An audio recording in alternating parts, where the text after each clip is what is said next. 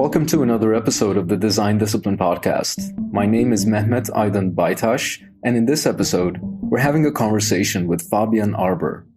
Fabian is a young designer from Malmö in Sweden who specializes across logo design, brand identity, and creative direction. He's known for his design work and sense of humor that he shares very actively on social media for an audience of about 40,000 people currently. And yes, naturally, in this episode, we spoke about how we can leverage social media as designers, how to build community and a personal brand, how to benefit creatively and to benefit professionally from being active on social media as designers. This conversation is available as a video on YouTube and as a podcast, and if you enjoy it, you should check out the rest of what we have at Design Discipline. Find us on all the social media platforms as Design Discipline and visit our website, designdiscipline.com, as you enjoy our conversation with Fabian Arbor. It's super nice to have you here. Thank you so much for joining me. Would you like to introduce what you do and how you do it? How do you describe your professional activities and your field of contribution to the human life these days? Oh, wow. My contribution to human life.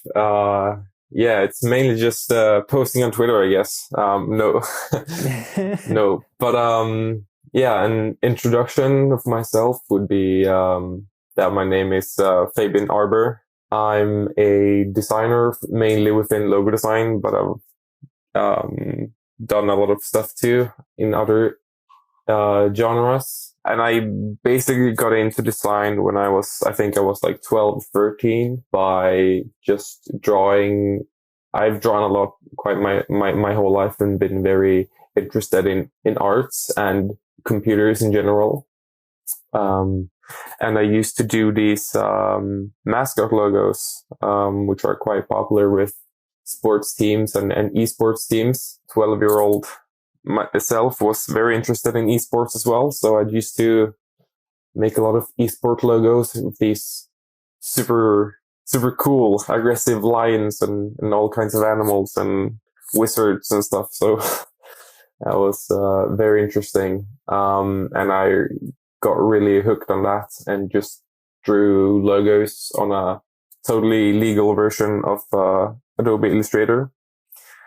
And then ever since, I've just had this weird obsession with logo design and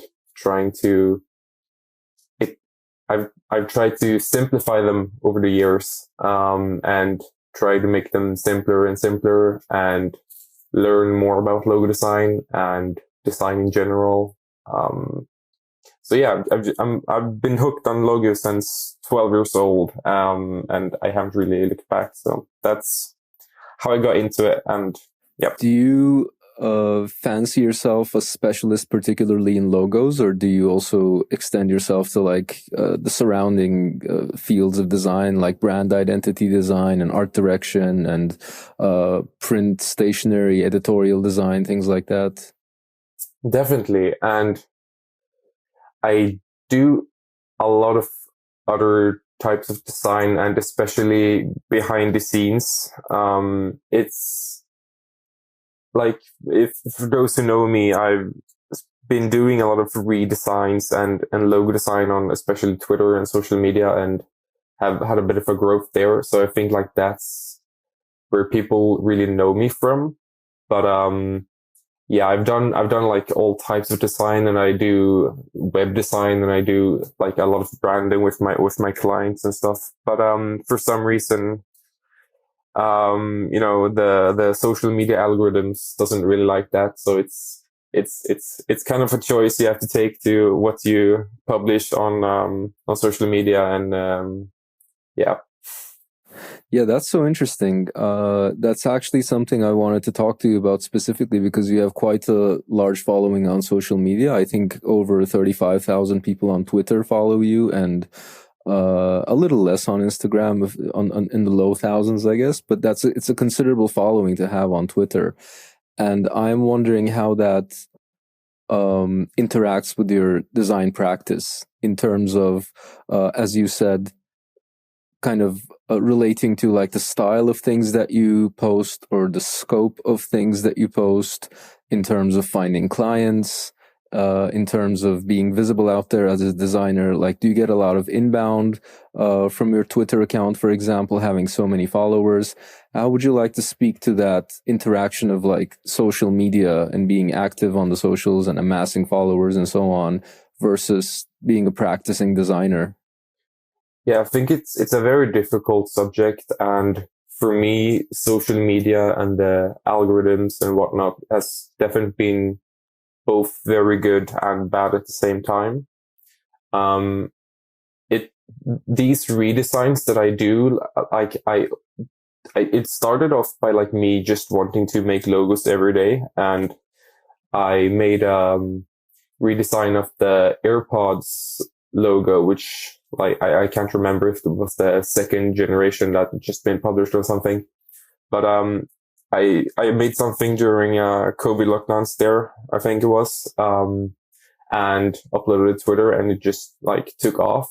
And it was because I'd spent like literally 10 minutes doing that. But just to kind of orient people who might not already be familiar with your activity on social media, you've been posting these like little redesigns of very famous company logos, right? So I can see you've done Domino's Pizza. I can see you've done Google Maps, FedEx, which is a super famous logo. Dunder Mifflin from The Office.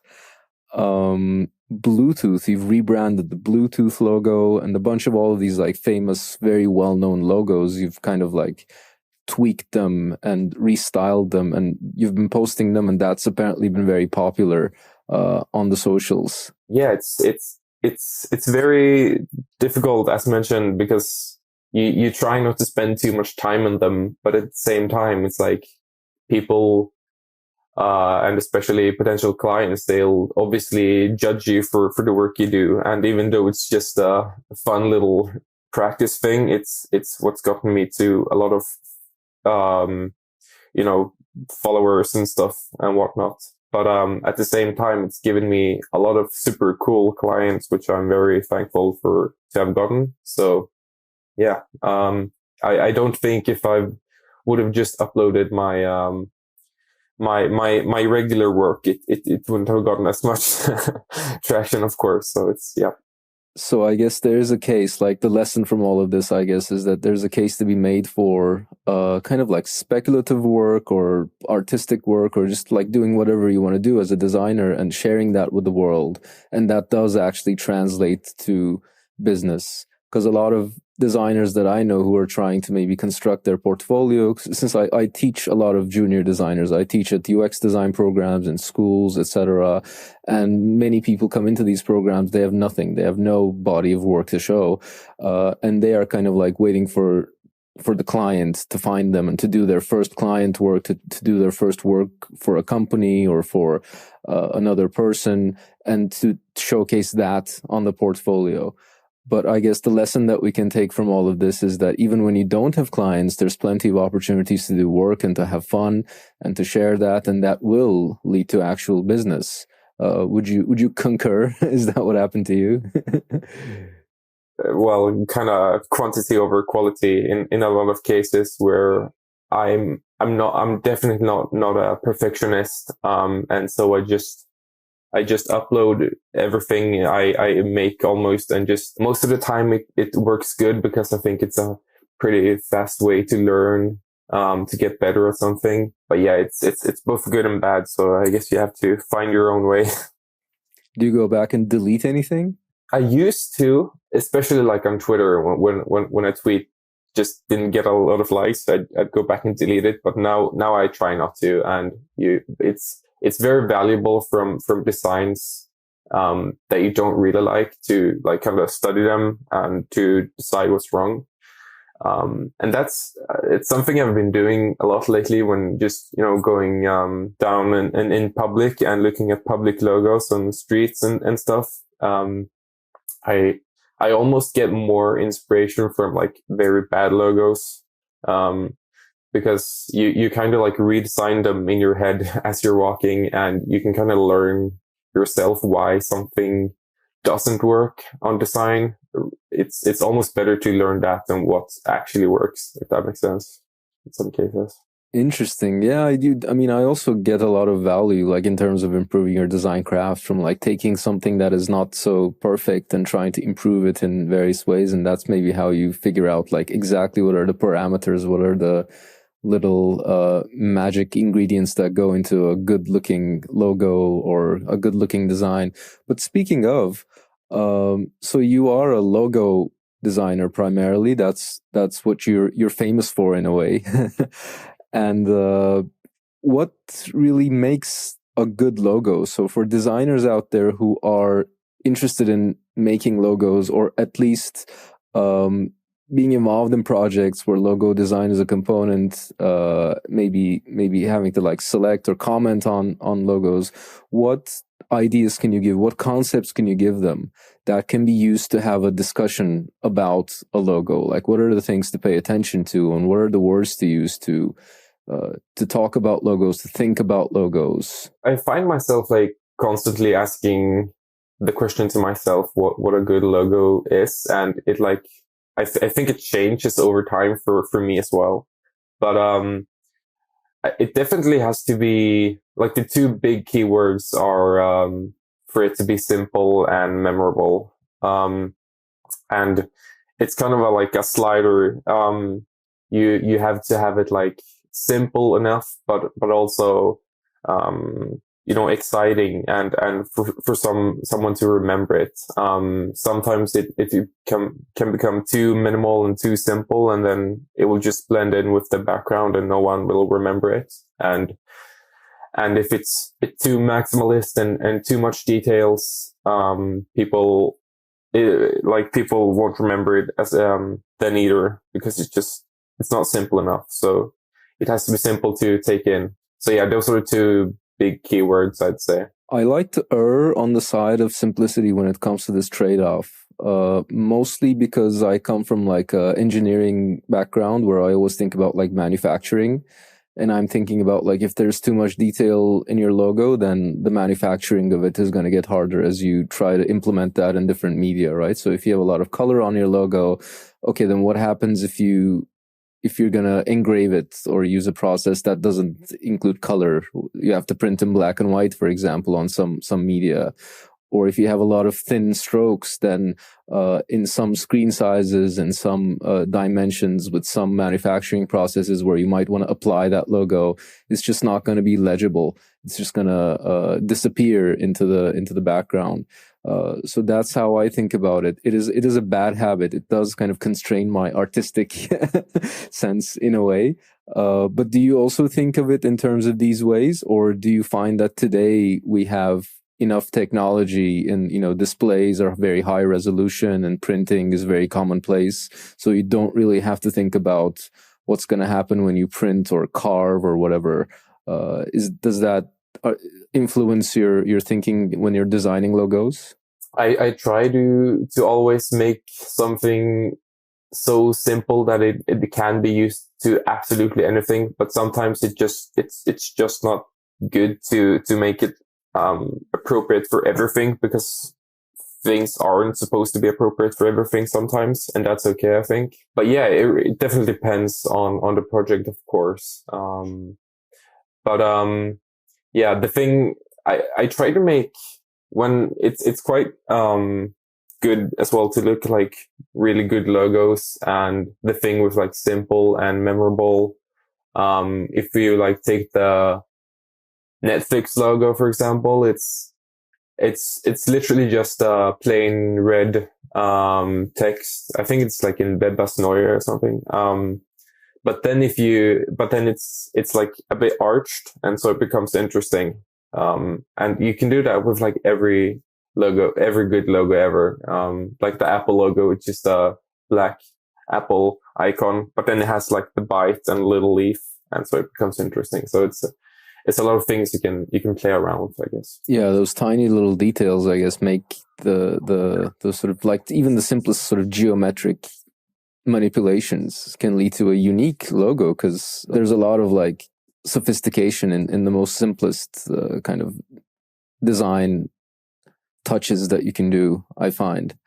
But tell me about how you like even discovered all of this. Like, can you tell us about one of your earliest kind of design memories where you found out that there's this thing called design, and maybe the moment when you found out that design is actually a job, it's a career that you can do for a living.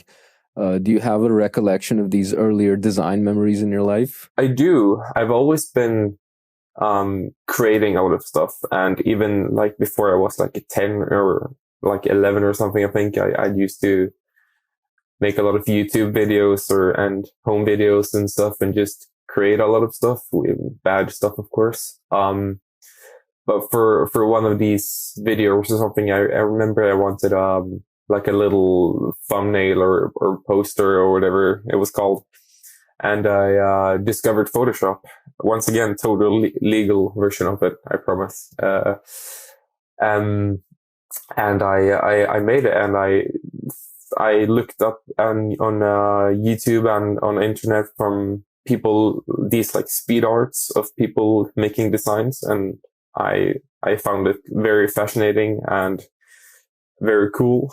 And so I started making them myself and started recording for my YouTube channel and stuff. That's like my first memory of design. And then that led into the whole mascot logo things and stuff.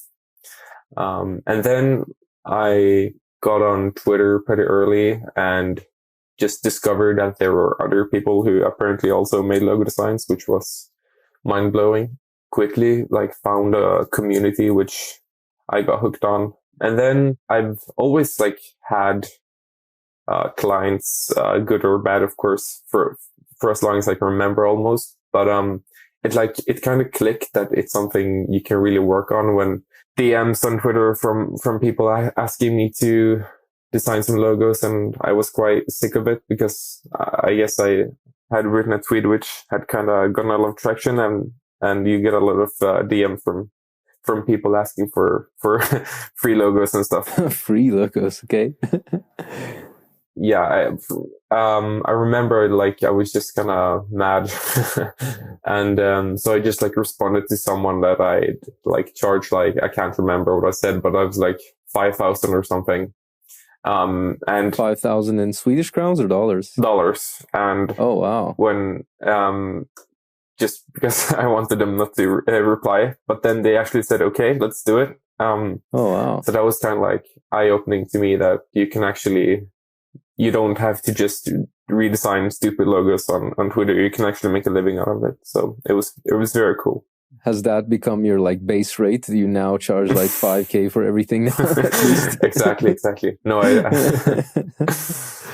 Who do you look up to in this space of logo design? Do you have people that you follow and maybe try to imitate, or that you sort of consistently try to learn from, like these logo designers or any kind of designers or any kind of creative people out there that you model your own work after?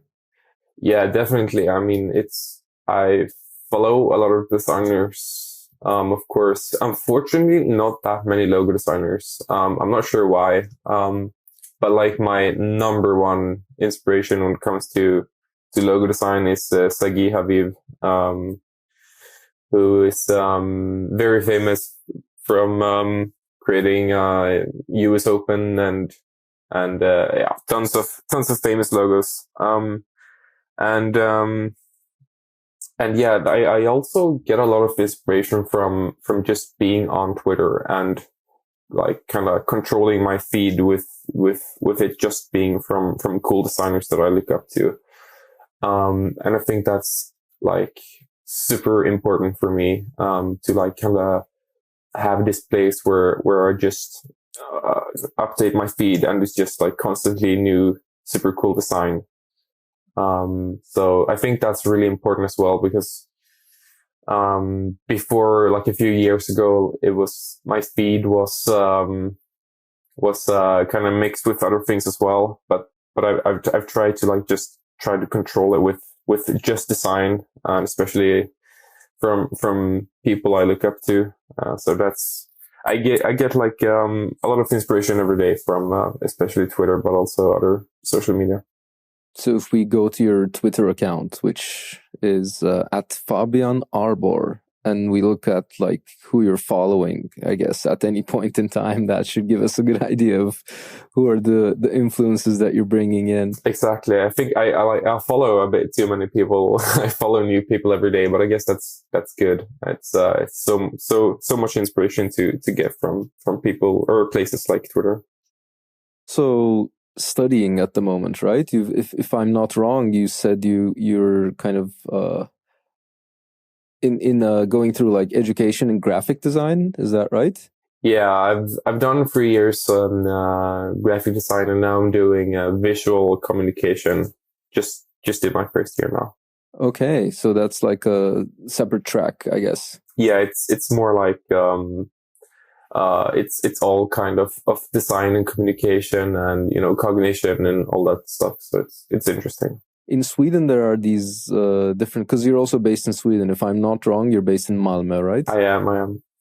And there are so many great educational opportunities in Sweden. Like you can participate in university education, of course, but there's like something called Yrkeshögskolan, which is like vocational schools out there.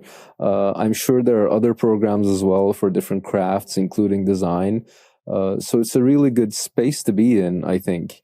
If you want to be a designer, it's a great country to have the fortune of being born in. If you want to pursue like creative crafts, do you find that your craft or your style or your outlook towards design as an occupation has been influenced by being in Sweden and growing up here, or do you feel like maybe in this day and age, we have the internet and everything, and basically it's the same everywhere? I think it definitely leans towards the latter. I honestly don't know a lot of Swedish designers even, and I'm very much online, so to say. So I don't think it's really important where you are at all, actually. And the job opportunities that I've been offered and stuff, like it's never really been a problem of me being somewhere specific in the world. So you definitely don't have to move, I guess. Is there anything that stood out from like your years of going through education in graphic design and in visual communication, that did you like pick up anything that you could not have learned online, or was there any kind of unique value to be gained from participating in like a on location, traditional kind of education system in these crafts? Yeah, so obviously a hot debate whether you need graphic design education or not. And like from my personal experience, you definitely don't need it. But the thing is that like I've learned a lot of like design rules, graphic design rules, and stuff like that, which I'm pretty much never using, but like it's good to know to understand them, so you can kind of know how and when to break them, if that makes sense. So like you spend a lot of time looking at this theoretically perfect design, but then you get on Twitter and you see that that's not the case. That a lot of theoretically wrong design gets a lot of more traction and stuff like that. So it's kind of good to have like both sides, because I think you can understand that everything isn't black and white, and you can take bits from both sides, if that makes sense. Interesting. Yeah, I think there is a case to be made for like being in tune with the latest trends and fashions and everything, and being in contact with those.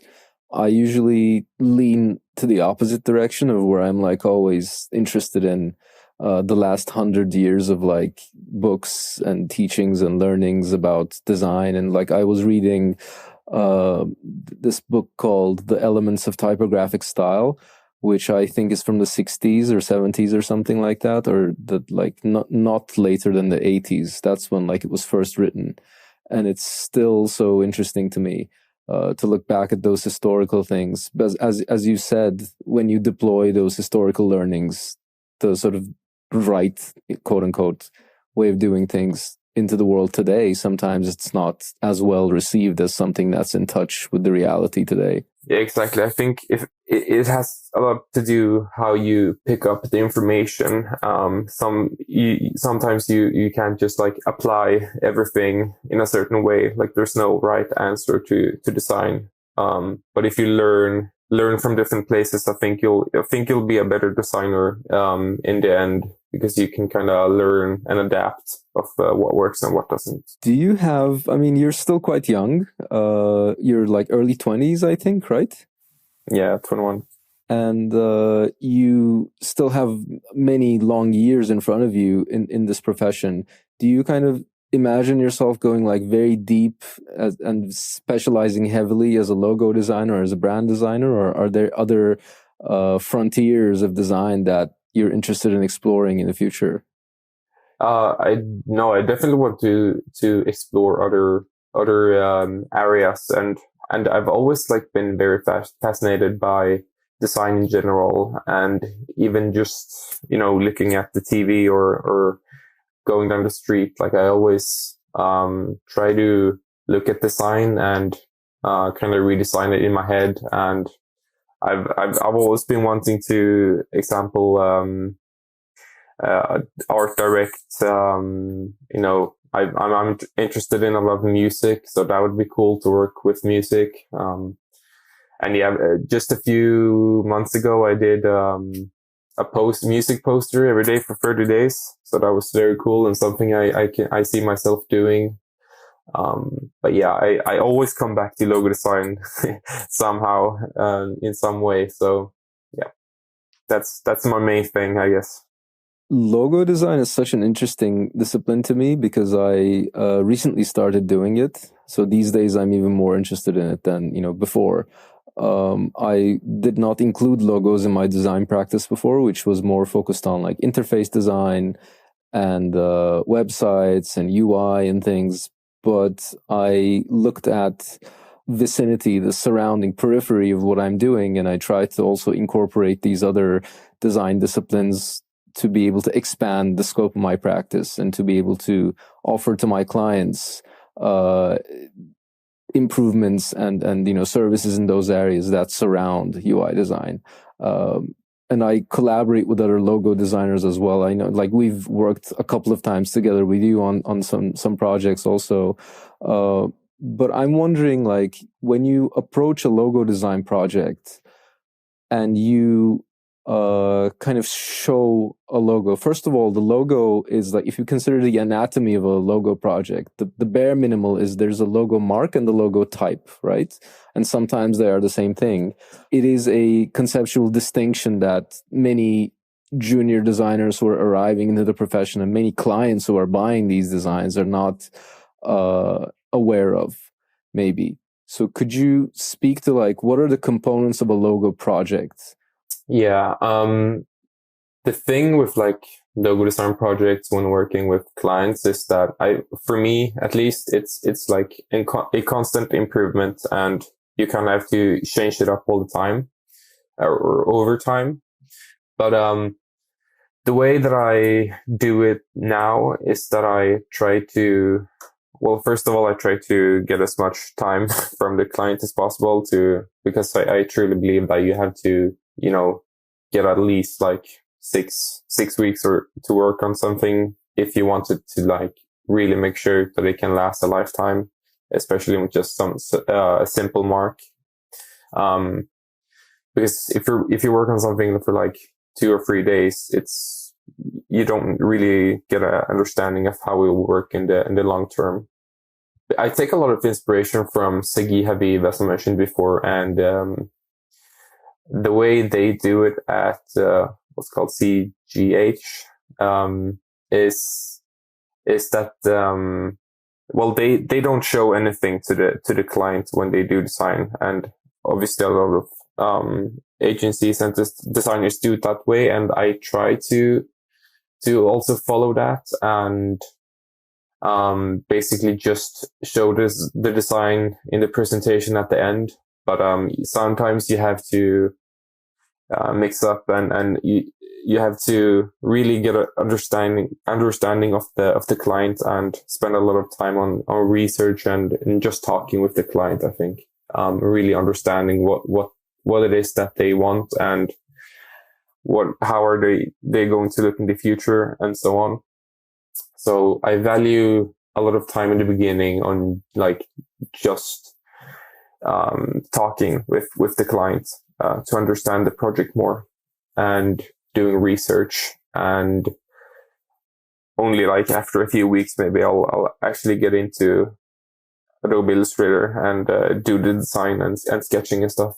I like to say that time is the raw material of design, and I think this is a perfect example of that. Like, you can obviously design with very little time, but that, if you want the really high quality result, then you have to invest in your raw materials, just like you would maybe pay a bit extra for a good fabric for your clothes, or you go to a good restaurant and you need good food, which means good ingredients, but also maybe a certain amount of time having the food to be cooked. Actually, food, like restaurants and food preparation, cooking is a great metaphor for design in many ways, because people understand that sometimes you need to marinate things for a day, you need to cook them for 5 hours or whatever, and that's easy to understand. And the same applies for design as well. The only thing is, in design, you can endlessly polish it. You can spend a year on things and probably it will be better. It will keep improving. The question is, like, where do you stop?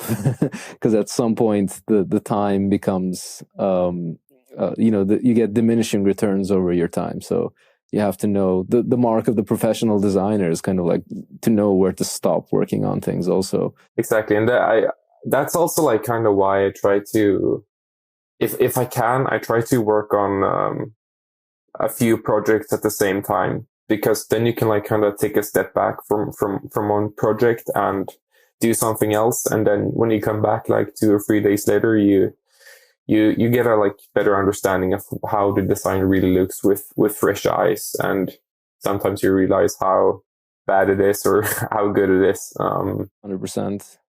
There's like so many details, even in a very simple, just if you consider like one visual, like one poster that you might design or publish somewhere on social media. Like, when you're designing, you get so concentrated on certain details that after like 5 hours of working on a particular detail of the typography or something, it becomes very difficult to kind of zoom out and see the big picture and see the other details again. So it's useful to take a few hours or a day and then come back to it to have a look. And for going back to my dumb little redesigns again, but I actually have like this super large Illustrator file, which I think it has like hundreds of logos and variations and stuff, and it's like, I think that's really good to have, because every time I open it, you see a lot of different versions from the past. You kind of, sometimes you just see something directly that you want to change, and you get inspired and you get new ideas. So I really like that way of working, where it's like kind of maximalist, I guess, and just as much stuff in front of you as possible, and you can get new inspiration from your old ideas. It's nice to keep your kind of own library of work and actions in that accessible format, I guess. But I've been meaning to ask you. I've noticed, having worked on logo projects recently, that it is useful very often to do not only the logo, but to work on a brand identity with a strong kind of underlying concept, and to work on every possible component, or at least a few different, like definitely more than one component of the brand identity in tandem, so that conceptual integrity is kind of preserved. So the best identity work that I've seen recently was done by designers who do not only the logo, but they also, work on the color palette and the art direction and some layout ideas and collateral ideas, and it's presented in as a package. So it's not only the logo that is being made. Do you also prefer to work in that way, or do you see other advantages in maybe doing like atomic work where you might work only on the logo? So can you speak to that process of creating a logo or any other component of a brand separately versus doing that as sort of a conceptually unified project together? Yeah, well, I think it really depends if you're working yourself or in a team. I think both have advantages, but it's definitely good if you can kind of work a lot with branding as a whole when doing design. I try to when I work with clients, I try to like kind of nudge them into that direction as well, because a lot of the times like people just want a cool mark or something, but obviously that's not the whole part of our branding. Our branding is basically, it's pretty much everything, how you represent yourself. So I think that's really important if you really want strong design. And I guess it can work to like just get a logo design and then kind of work from there. But ideally I try to do a lot of branding outside of the logo design as well, because it's really fun. It's a really fun way of like doing logo design as well, where you can like interpret the logo in different styles. And I think you get like a deeper understanding of the logo design and what really needs to be done. Yeah, I mean, the problem that I have with working atomically, which I've done for some clients recently also, so I've done both ways, where we did the piece by piece. So we did, the logo, and then we did the color scheme and different, the website elements and things like that. And I've also done it where we kind of did like a brand, this is like a few weeks of just the designer going away and working on the inputs and then presenting a whole package. And I found that the connection between the different concepts is much harder to maintain when you're doing piece by piece and you're getting like feedback from your clients on the individual pieces of the thing.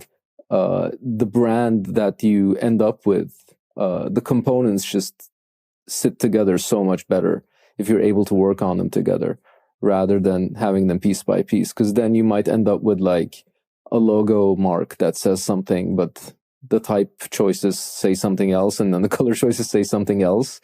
And then when you take in that brand as a whole, it just your brain has to do like a few percent more work to make sense of that. Exactly. I think it's very easy, both like when working on personal stuff, but also especially when working with clients, that you kind of like you stick with what looks the coolest at the moment, if that makes sense. But you have to try to like have a long-term view of it, of what will actually be the best design choice for the project in the long term. I've been noticing these like drawings, these posters and things behind you. Is all of that your work, or just some things that you enjoy? This is actually from my girlfriend. It's my logo designs that I've done in the past. Oh, wow. And so it's a poster with, is it pastel? Yeah, exactly. It's very cool. Got it for Christmas this year, so it's hanging there. And then the rest is just some design work behind the scenes, I guess, and just some album covers that I like.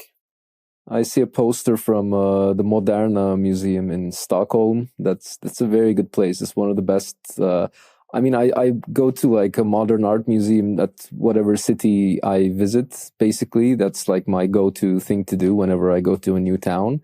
And the one in Stockholm, I think, had the best explanations of the art. They had the best, how they have these like plaques that they say something about the artwork. They had the best ones that I've seen anywhere. It was like I read those and it was like, okay, that makes sense. Of course they would do this and put it in this museum. It's just so smartly written, all of those. I'm wondering if there were any actions or investments, which could be, setting up something on the internet, or investing a certain amount of hours, days, weeks into learning a particular skill, that have yielded a disproportionate benefit in terms of setting you up for success, like in terms of the time that you spend or the investment that you make in these skills, things that have really had high leverage, had outsized outcomes? The first thing that comes to mind is writing. I've always liked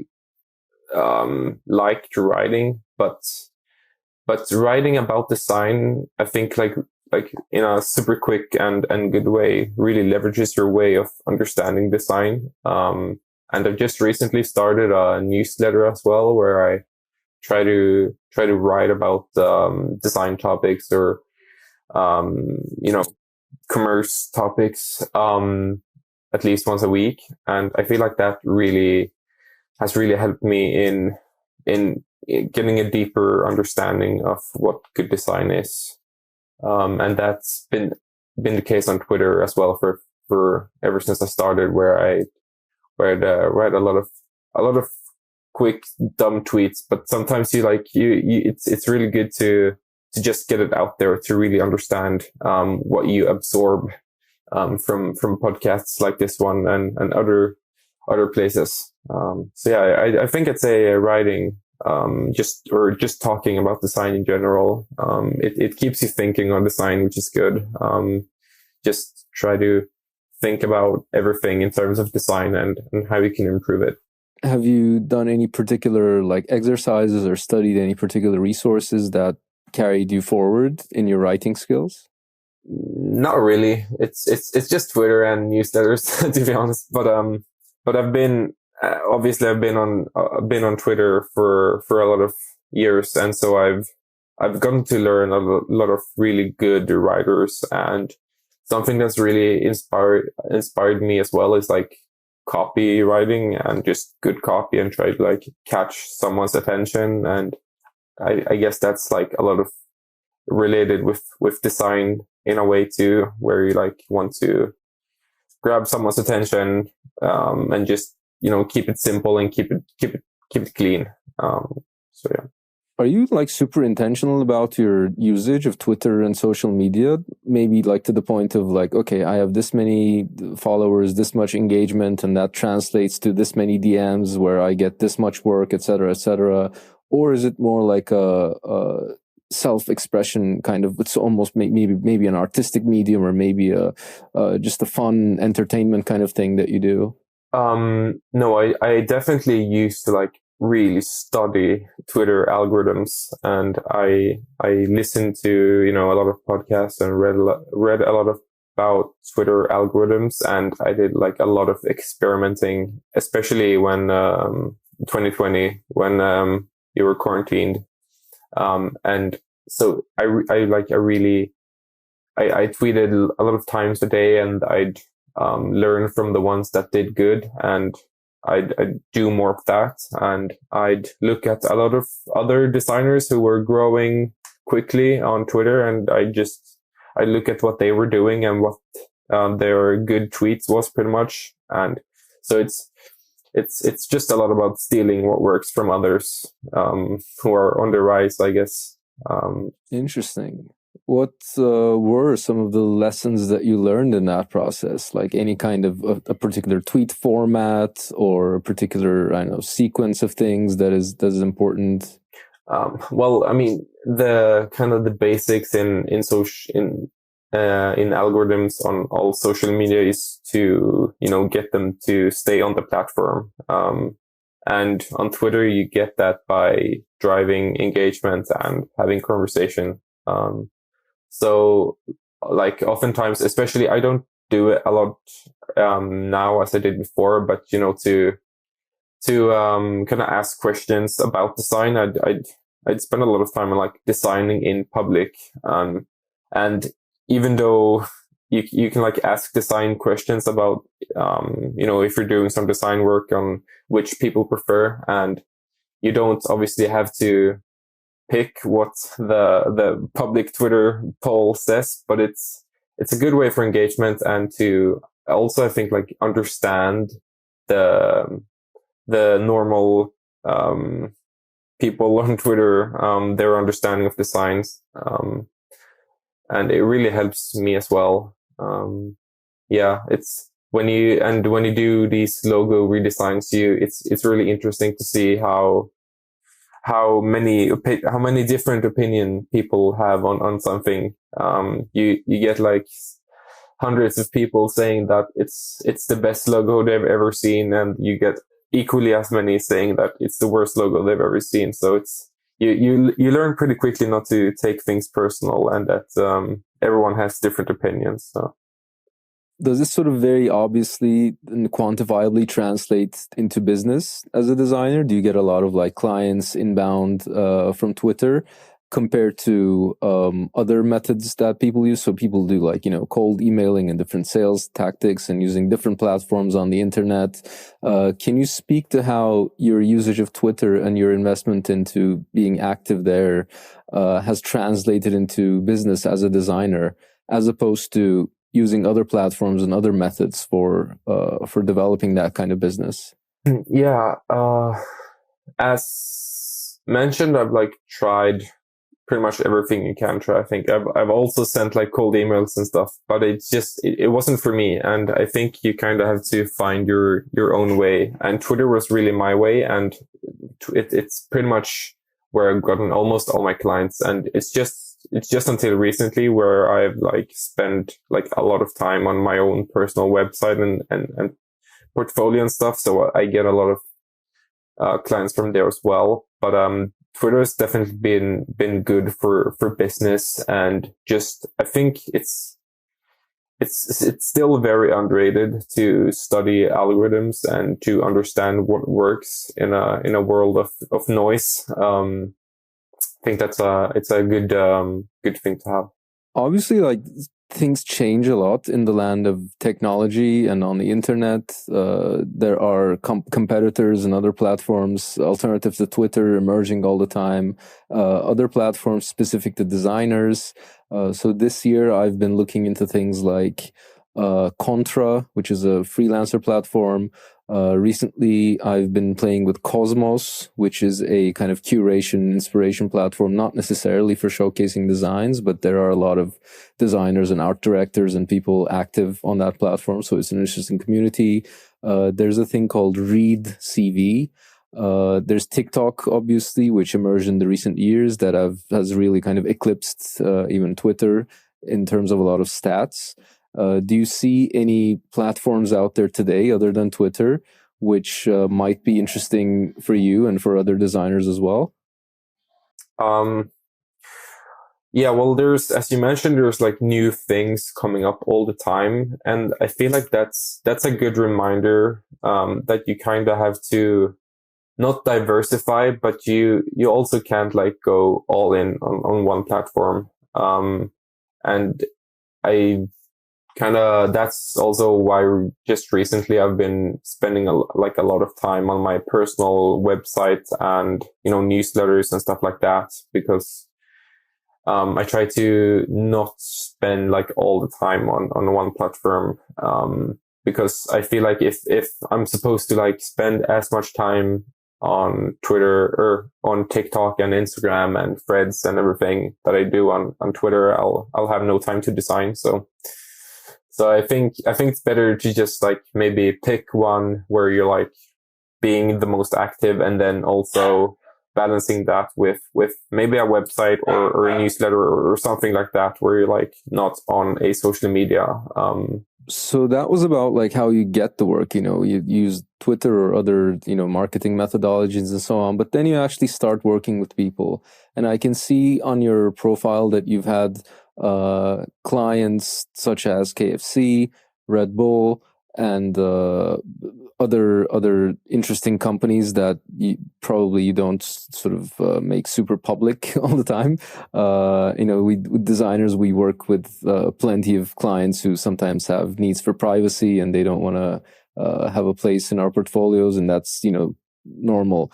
But I'm actually wondering, like, when you work with these higher caliber of clients, or more known companies, more established organizations, what does the project structure look like in terms of like who's in the room, who are you communicating with, how long does it take? Do you have a lot of meetings with them? So who are like the stakeholders and the ways of working that come into play in some of your larger, more significant projects as a designer? Definitely depends if I'm working in a team or not, because with both KFC and Red Bull, it was I was in a team, and then it obviously looks in other way. But when I'm working on something mainly myself with on like larger projects or longer projects, I really do value the conversation and the research part of it. And I think that's like really underestimated. And especially with, you know, in a social media world where I'm kind of at the most, it's like things have to go fast and you have to have new projects out every week. But I don't think that's really possible. So yeah, it's definitely a lot to do with research and understanding what it is that you're going to design and how it is going to best fit the client. Do you have any books, movies, YouTube channels, podcasts, articles, or any other resources that you find yourself like recommending to people very often? Yeah, the thing is, like, I'm so bad with with names and stuff. So I listen to a lot of podcasts, especially, and one thing that I always recommend is to study Sagi Habib, as I've mentioned a few times now. Yeah, it's Sagi and then Haviv. Sagi Habib.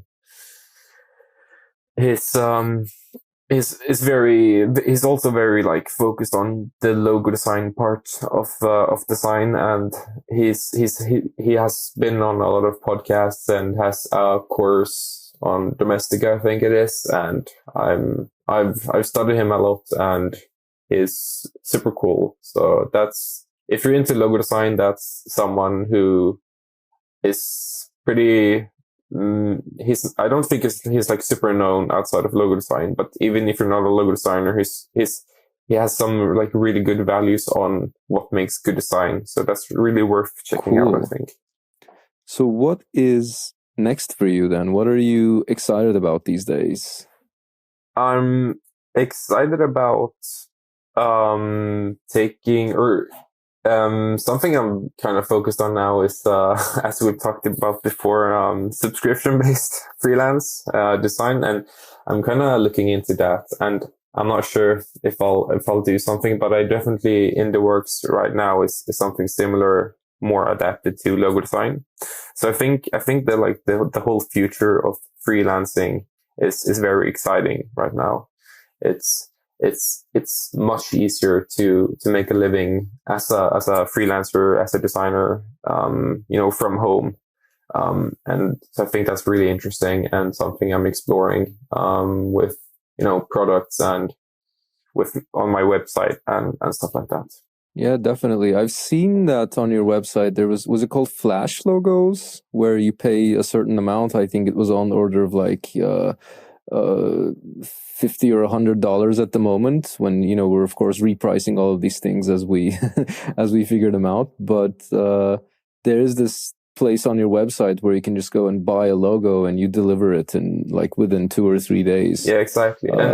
And it's obviously not, it's just a concept of sort, but especially nowadays, like there's people are creating like new side projects and startups and whatever it is, like every day. And I feel like there's a big part of people who need good design but might not have the time or budget to actually hire a big studio or something. So I think it's definitely something interesting. And I've also been looking into like design sprints where like you get something in 7 days or something. I feel like that's really interesting, and I think it's a good exercise for designers as well to kind of speed things up, even though it might not, if you're working on a big project, it's not going to be like that. But just for the design purpose of it, I think it's valuable and worth looking into, and it's interesting to say the least. If we zoom out a little bit, this is now we're kind of in the world of like these kind of new design business models or new business models for designers, and that's a very interesting topic for me because it's been a world which for a long time had been stagnant. Like if you think about, how designers used to work in the 50s and the 60s, not much had changed until we come to like 2020 or so, where, we're transitioning to remote work and the internet is now everywhere. Now it's a commodity and everyone has a credit card that hooks up to the internet and everything just works, which wasn't the case like 10 years ago. Things just didn't work as well as they do today, which we tend to forget.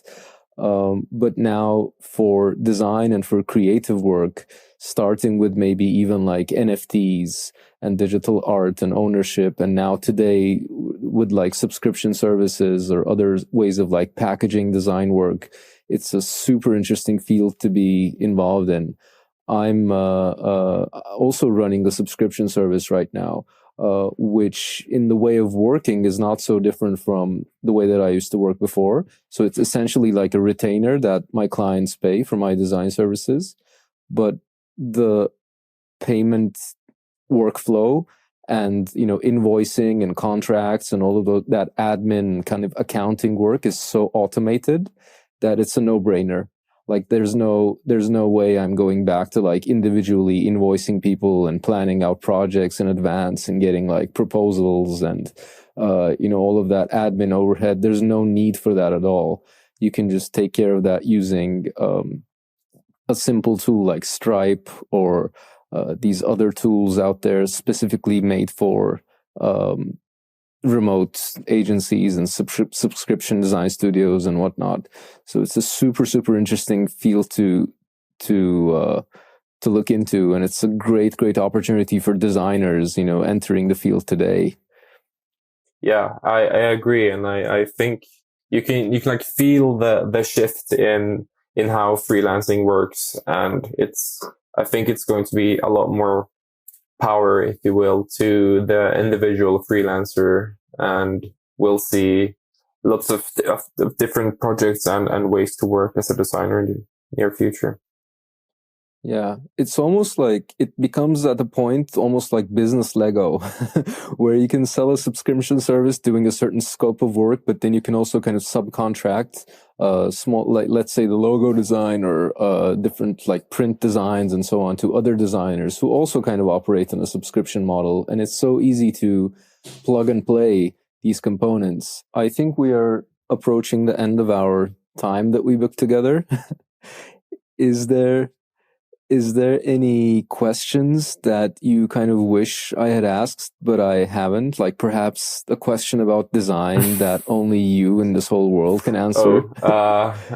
I promise you I'm not gatekeeping any design knowledge. I try to share what I learned. But no, not really. It was interesting to like kind of also reflect on the whole like social media and algorithm stuff with Twitter as well. I think it's very valuable for like there's a lot of talk in design on social media that you like, as long as you just upload your work, it's going to be fine. But that's just not true, and it's not going to work, I don't think. And it's worth looking into to really get to understand growth and your personal development. And so where can we find you on the internet? Where would you like to be found and reached? And what kinds of things are you interested in being reached about these days?